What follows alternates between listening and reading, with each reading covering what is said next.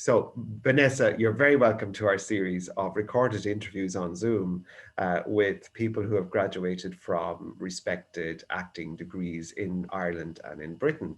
We're using these recordings to get a sense of what it was like for somebody to go through that particular college and to give young people who might be thinking of going there a bit of an insight into what it was like. So maybe we could begin with just saying a tiny bit of background detail about yourself and how you came into acting. Maybe it might mirror what some young person is feeling at the moment, and thinking how they might go. Where were you located? Was there some youth theatre around you? How did you start thinking about acting, and how did you get to the Lair? Sure. Well, thank you, Peter, for having me. My name is Vanessa M, and I was part of the first cohort.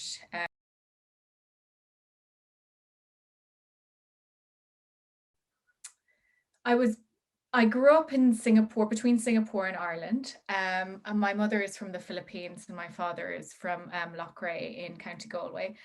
I went to school in Asia. My parents are teachers over there, and we'd come back to Ireland, a couple of times a year.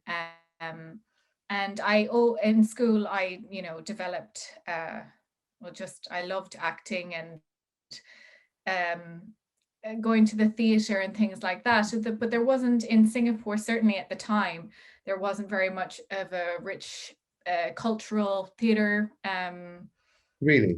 environment. No, not at all.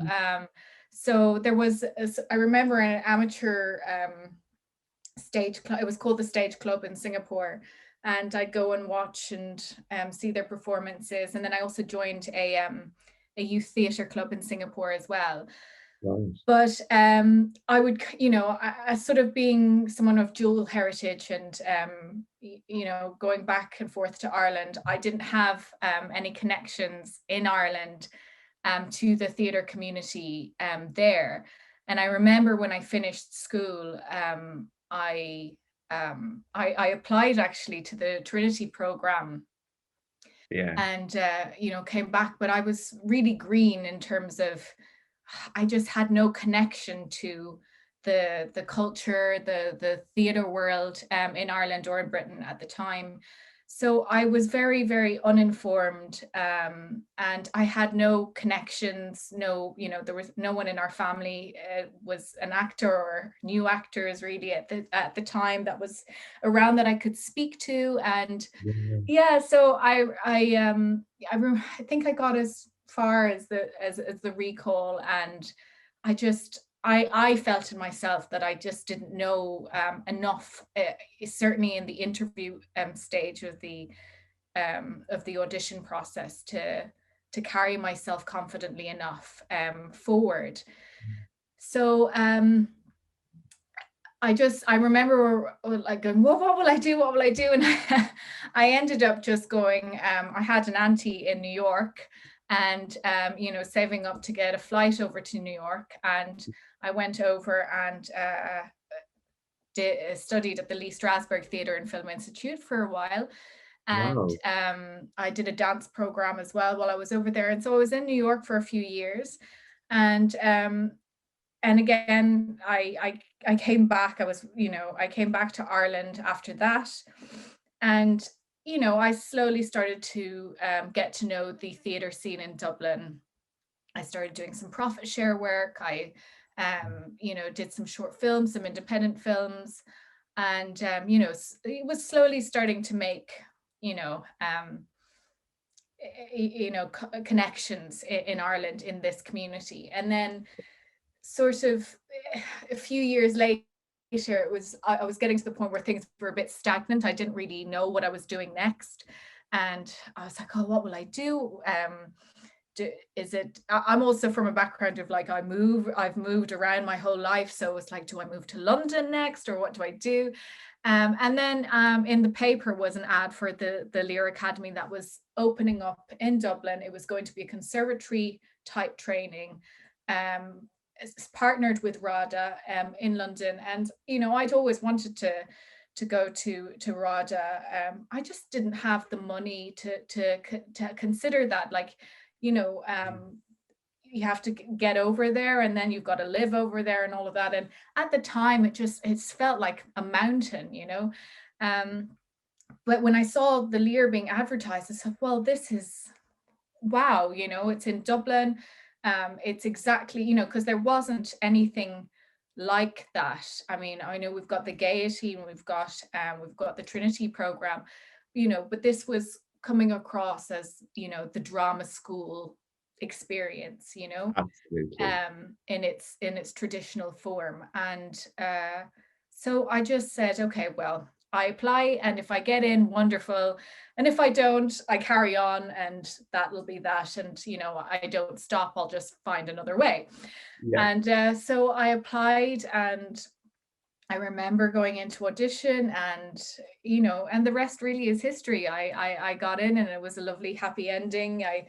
You know, it was the best decision I ever made, quite frankly, in terms of my Yeah. career, because I definitely went into the training from a Mm. slightly different angle compared Mhm. to a lot of my peers. You know, I Mm. had experience beforehand, and I'm not talking about like, oh, I had experience beforehand. I mean, like, I had grafted in different ways, but, you know, because I didn't have the connections or the assistance to help me Yeah. galvanize, like, how do I approach this career. It felt very, very Yeah. alien to me. I knew I wanted to do it, but I Yeah. didn't know how to get in the door. I didn't Yeah. know how.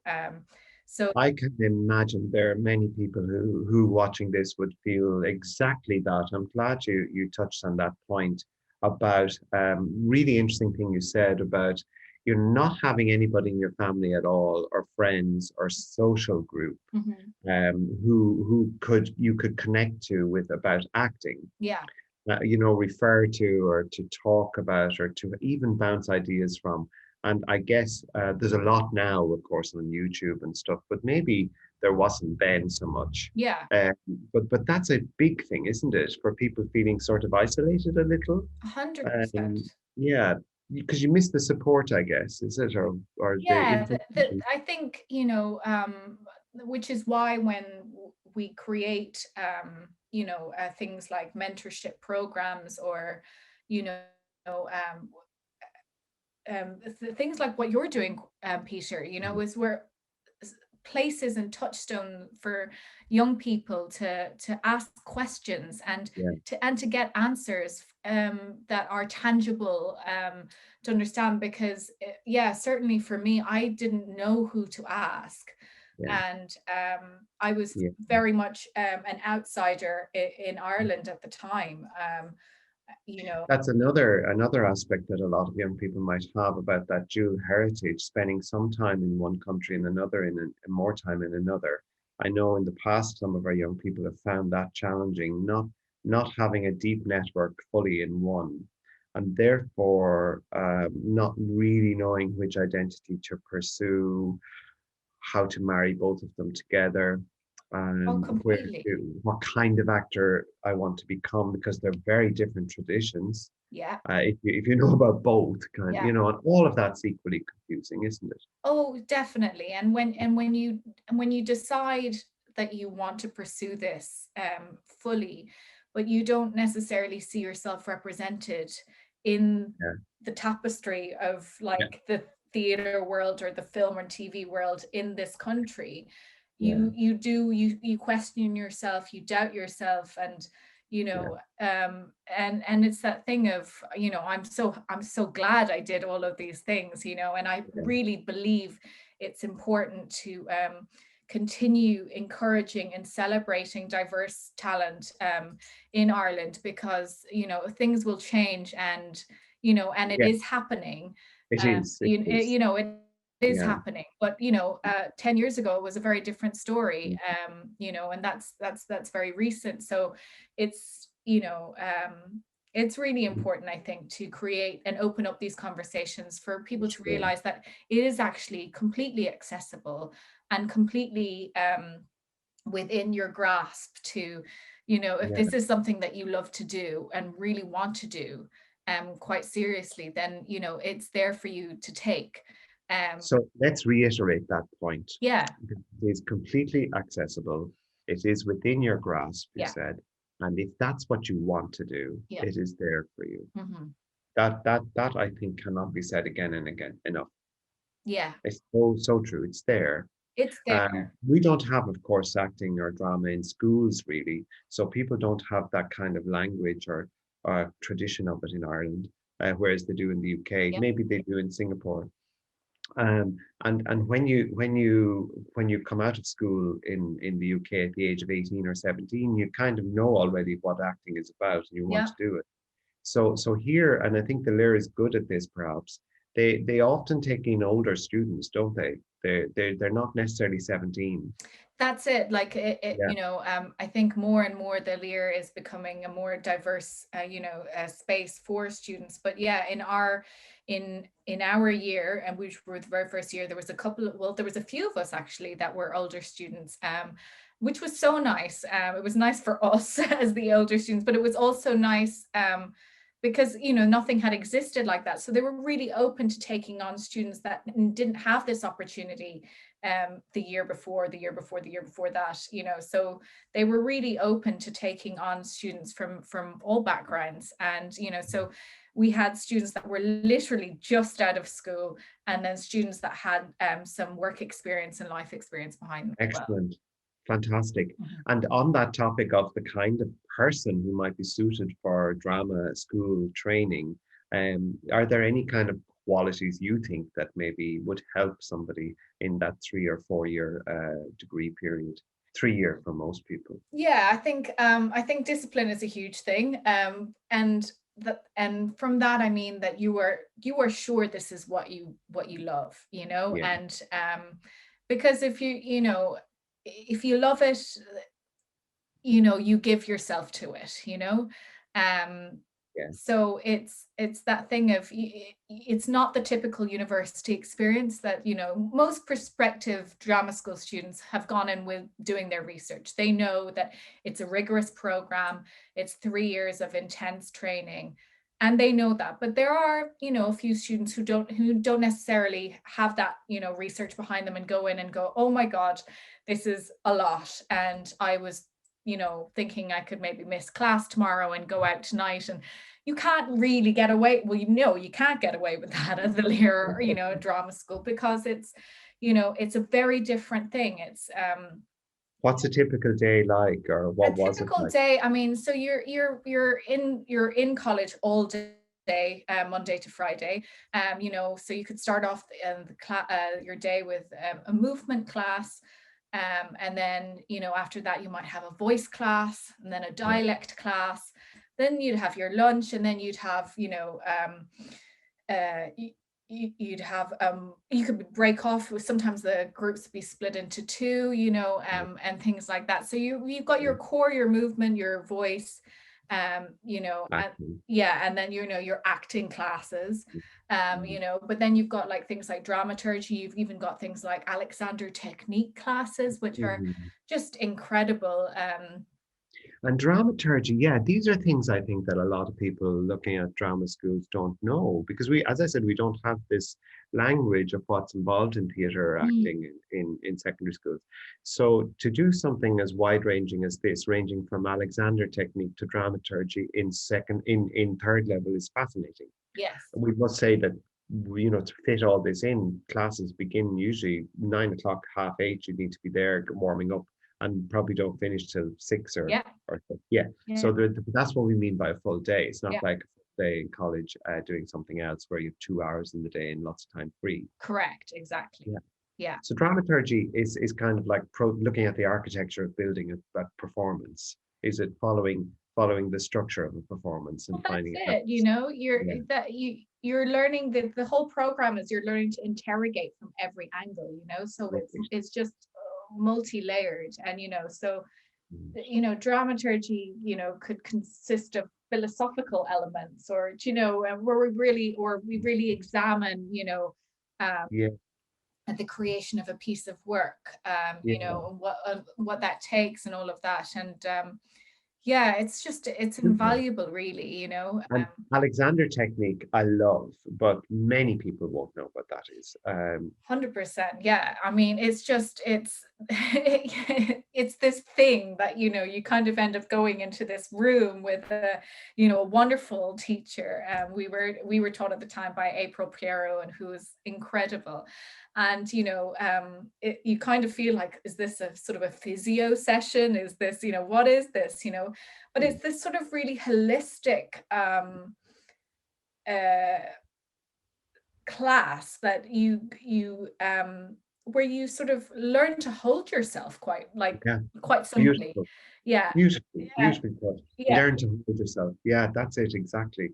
Yeah. Learn to move in the world, isn't it? That's it. Yeah, just to move in the Yeah, world efficiently, and that in a way that protects you, because as an actor, when you go out into the real world and you go out into performing, it's very easy to burn out if you're on stage, 6 days a week and things like that. And things like Alexander technique coach your body to, protect your voice, protect your posture, all your muscles, your organs, all of these things that, it's all very subtle and gentle, and yeah. but it's this That's sort of, wonderful, Vanessa, because yeah. people thinking acting, oh, acting's about, doing the Marlon Brando and remembering past trauma in order to, give an effective emotional performance. And of course, that's barely it at all. It's hardly it. It's hardly it. In fact, it's not unless you're doing specific uh, um, uh, Strasbourg almost technique, isn't it? Yeah. Uh, but not even there. And probably a later Strasbourg technique has changed completely. So all those wonderful things about being able to move in the world, that's what happens in a drama environment, in an actor training environment. Yeah. Things that definitely young people watching this video will not have experienced. I think that's what's very interesting, and all the techniques that go along with it.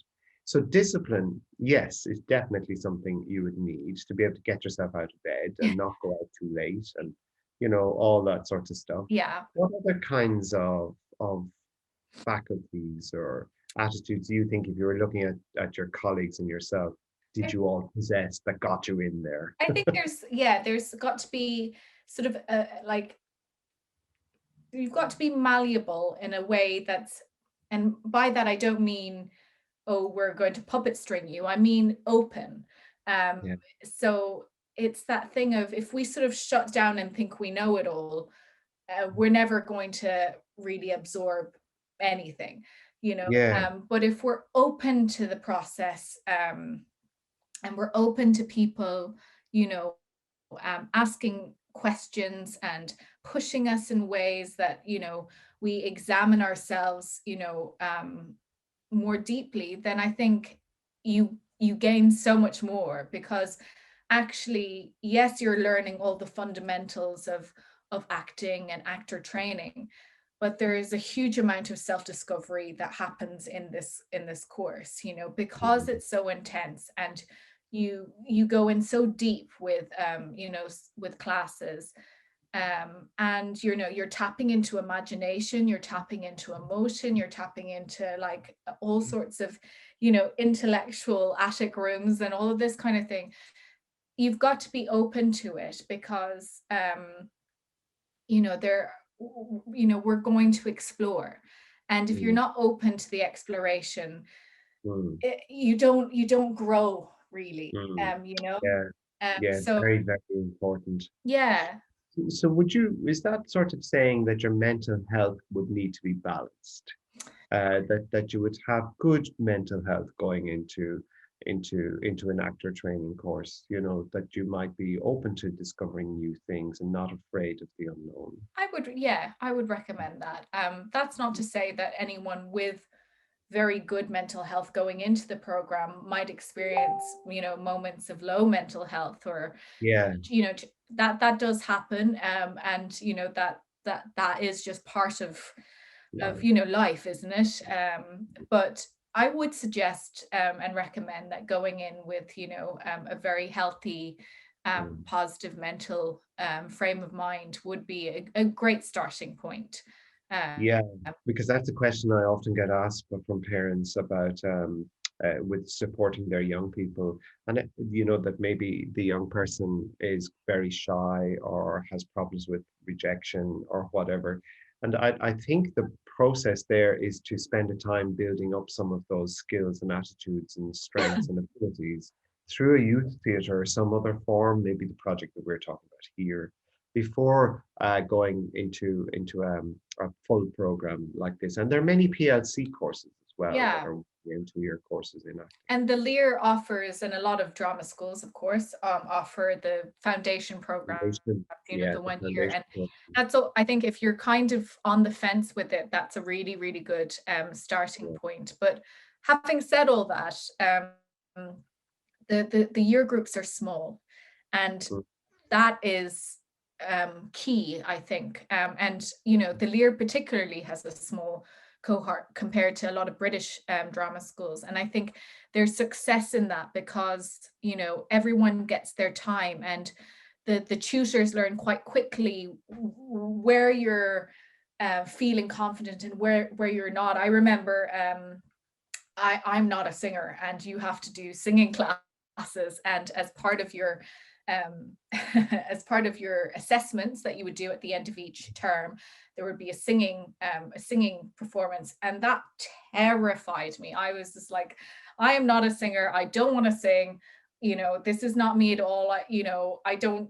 yeah, You kind of go, why do I need to do this and all of that, and it's all ego. It's all you yeah, know I know. you know Yeah, but like it was great because our singing teacher knew that about me and was just able to open me up in such wonderful ways that you actually really respect um yeah, the whole art of it, and how that's actually really lending itself to your training as a whole. So there might be parts of the course that you go, oh, I don't know about this, and then you have to open up to it, even though you could be terrified of it.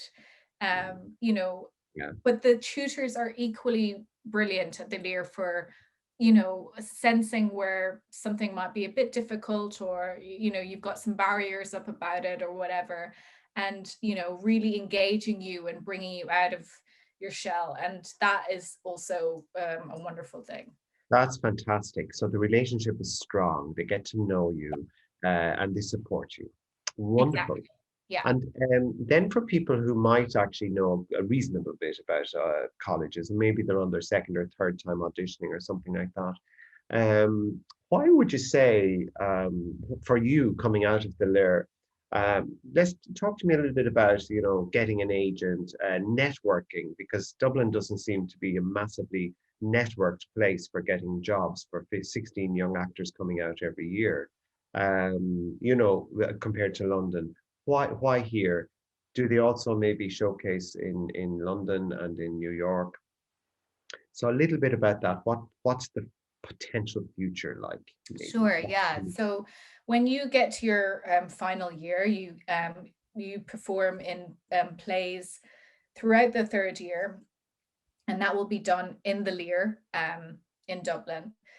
But also you will have your showcase, which every drama school does, and you will have your showcase in Dublin. But the Lear will also you will also perform in London, in Rada. And so you do your showcase in Dublin for Dublin agents and casting directors, and then you Mhm, also do it in London for mhm, British agents and casting directors. If you have working papers, visas, or your green mhm, card, you're American, you can also go and mhm, perform in a showcase in New York for American agents and casting mhm. directors. But that's usually only one or two students Yeah, who might have come from America perhaps already so they also need to make contacts back home.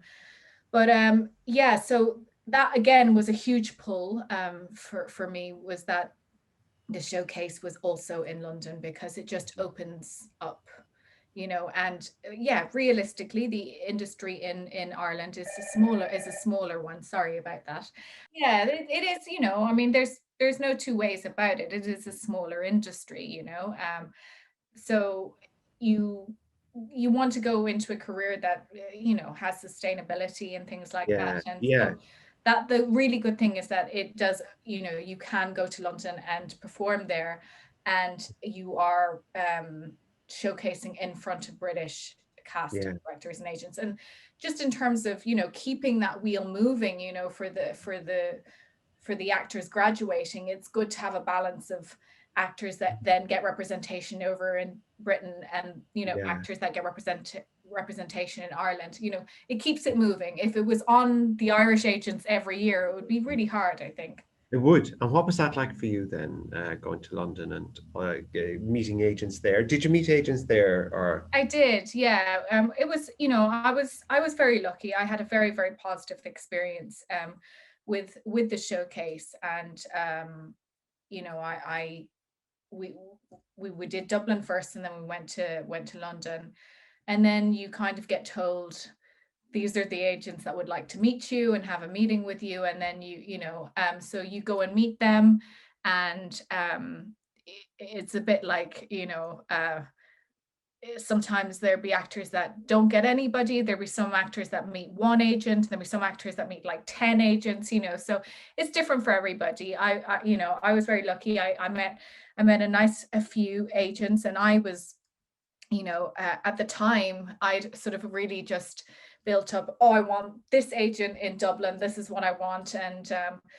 And I got offered lovely representation by my agent, Kim, who I'm still with in London. And I met her, and we just got on, and we sort of, we met in the same place in terms of what I wanted for myself and what she thought, she could do with me. And so, yeah, I was pretty lucky. I ended up I finished the Lear on a Friday, moved to London on the Saturday, and started a job on the Monday.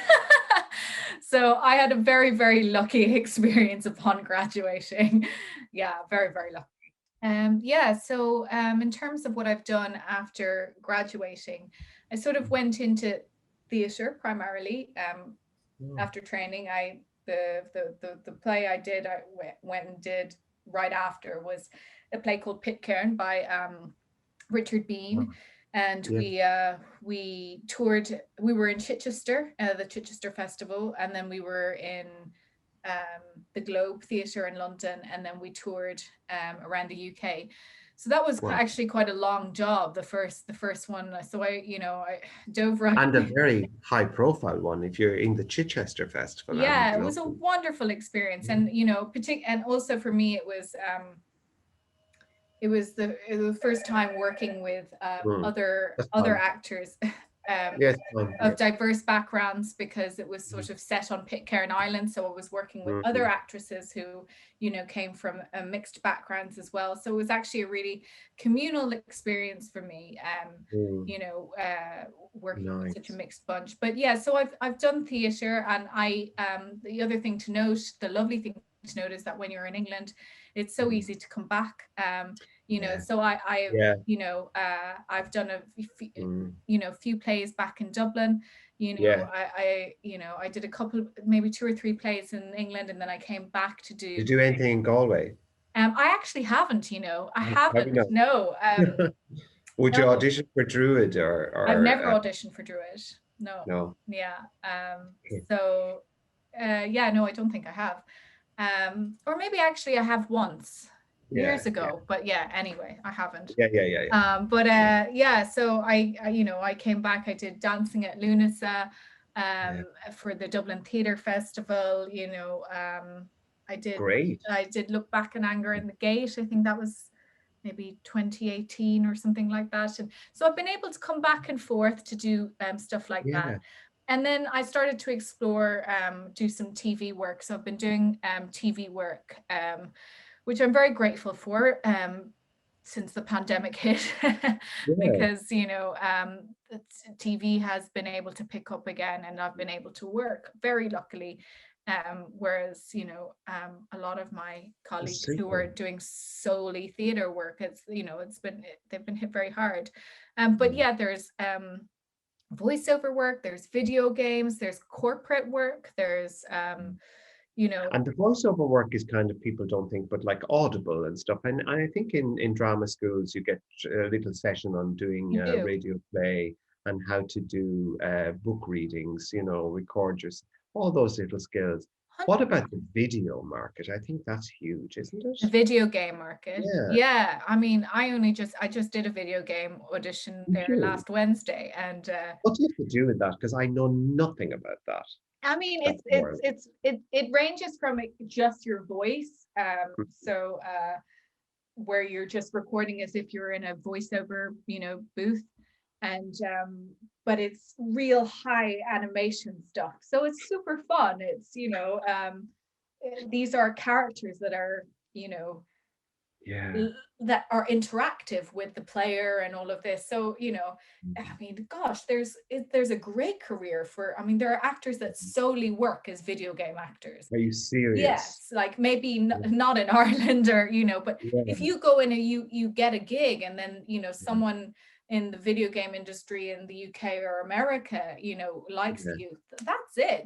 There are people that work solely in video games, or equally in commercials. You could be a jobbing actor, that phrase, the jobbing actor, someone who's not out for fame and fortune, but actually has a job every week doing different things, like a video game here, announce public service announcements, this kind of stuff. I'm glad you said that, Peter, because I think it's really important to go into training with that kind of mindset that, if every one of us goes in thinking we're going to be a superstar, like, that might happen.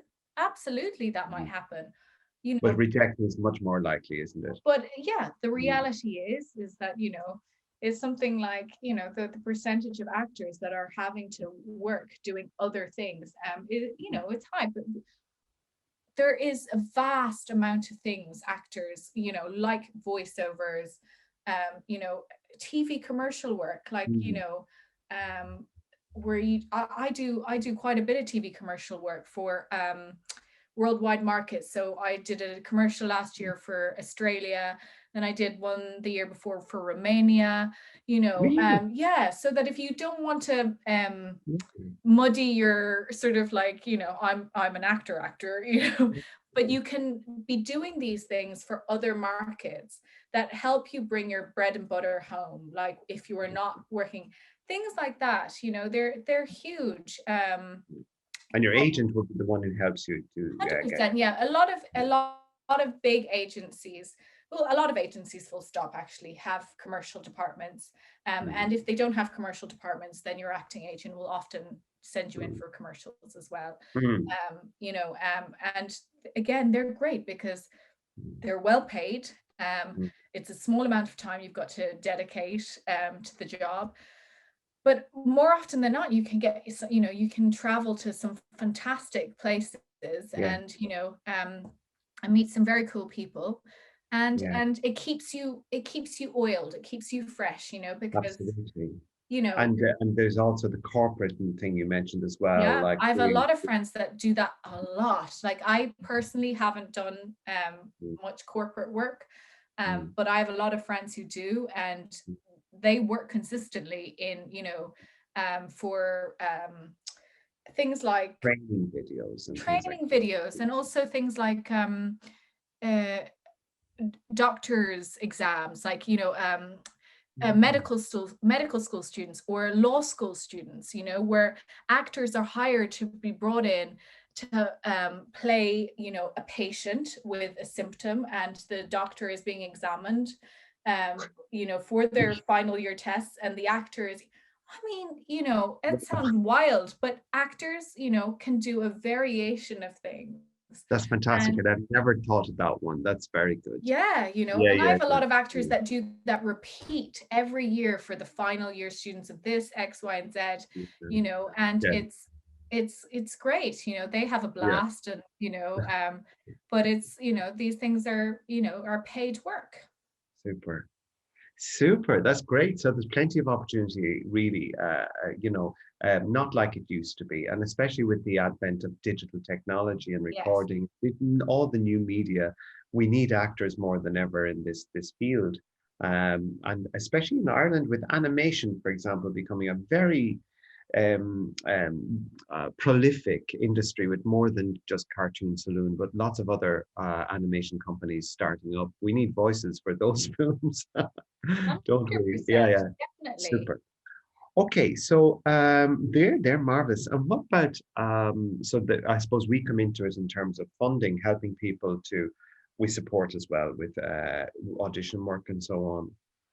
And the funding is often a really difficult one for young people trying to find their way into college because, as you say, it's full time. You know, you're up early and you finish late. Where is the time there for a job that most students have to Right. support them through college, or so on? And I know you've probably, you know, seen people and been friends with people who had solutions to that problem, maybe, or you yourself came up with solutions as you went through the years.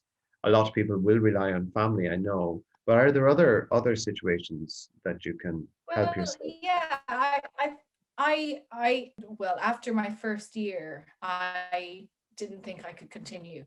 Mm, I didn't think I could continue with the Lear because I just didn't have the, the the money to keep finances to do going. so. Yeah. Yeah, and so the, I had to be, I remember speaking to the Lear about it, and they listened, and they actually started up while I was there the Lear Bursary Fund for Mm, students that were struggling financially. There was also the Trinity Student Assistance Fund that also helped, and then also your local county councils. If you actually do your research and speak to people, there are grants available for students from your local county councils.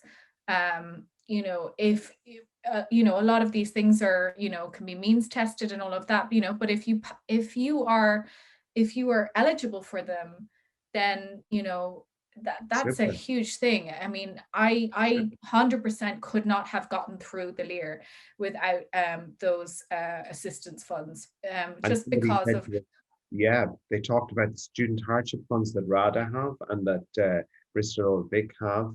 They're there for sure. And people just need to know to ask, isn't that right? Exactly. I think you just need to know to ask. If I had kept quiet, and just gone, and I'm leaving, but I wanted it too much, and uh, I had to speak out and say to Mm, them, I really want to be here, but I yeah, can't afford. I was working, full time before I joined the Lear, as an adult, and I could no longer work, mm, because I was in a full-time program. I could not have, a job on the side. yeah. So I had no income. After a year at the Lear, I had no more income coming in. So I did not know how I was going to continue on. So if you ask, Yeah. yeah, you have to have those conversations. I think so, because I think often with the young people and their families that I speak to, this seems to be the number one problem or barrier or obstacle that they seem to see ahead. Whereas in my experience talking to people like you and other actors who've come through college, they've always found assistance somewhere and always managed it. You know, whether it's a scholarship, a grant, a fund, a student hardship loan, a loan, a SUSI grant, a county council grant, as you say. There's always something somewhere. Whereas actually the real probable obstacle is the mentality, um, the inability maybe to deal with flexibility, to be flexible, to be open, to deal with kind of the notion that you might not be right for a part, and the idea of rejection, building up a skill that's able to manage being vulnerable or portray vulnerability, and at the same time a business head. you know, Yeah, yeah, that kind of narrow yeah, no, exactly. between them. Yeah, no, 100%. Well, listen, Vanessa, that's fantastic. I think you've given us loads of insight and plenty of things to think about, and it's been wonderful talking to you. Is there anything that you would add that I haven't covered for anybody out there who might be watching this? Hopefully there will be lots of people watching it. Not only to add that, if this is something that you want to do, if this is your dream and you can't imagine yourself doing anything else, but you don't really know how, or you're worried about X, Y, and Z, whether it's, will I fit in? Do I belong here? I remember a huge thing for me was, will I be cast in anything? Because I couldn't see people like me on stages and things like that. I had this huge identity sort of crisis. But whatever it is like that you're going through, that, whether it's, I can't afford to be there, or, I feel like I might be too different, or whatever it is, if you want it enough, as you said, Peter, you will find a way, and you will be completely struck by the openness of your tutors, and the openness of your classmates, because the classmates that you meet in that year group will become your family, and they will go through all your hardships with you, all your highs and your lows you will share together, and you will learn things about each other and become so much better people for it, because you are this tiny group of people that all come from, different backgrounds, different stages in life, different stages in their journey with acting and all of that. And that is, that's a gift. And you will finally be in a place with other people who love this as much as Yeah, you do. And that's true. That's a really important thing, that yeah, people, you'll be with people who love it as much as you do. yeah, and that will be your, Yeah, regardless of whether you stay in contact with two of those people or all 15, 16 of those people. yeah, This is your network for life. This is, you will yeah, continue this journey after the year, where you're thrust into the world of, yeah. um, Yeah, you know, you're so right. It's the first step is the hard one, really. After that, it gets easier, but the challenges are new and different. I know, but you're able for them. Right? exactly, exactly.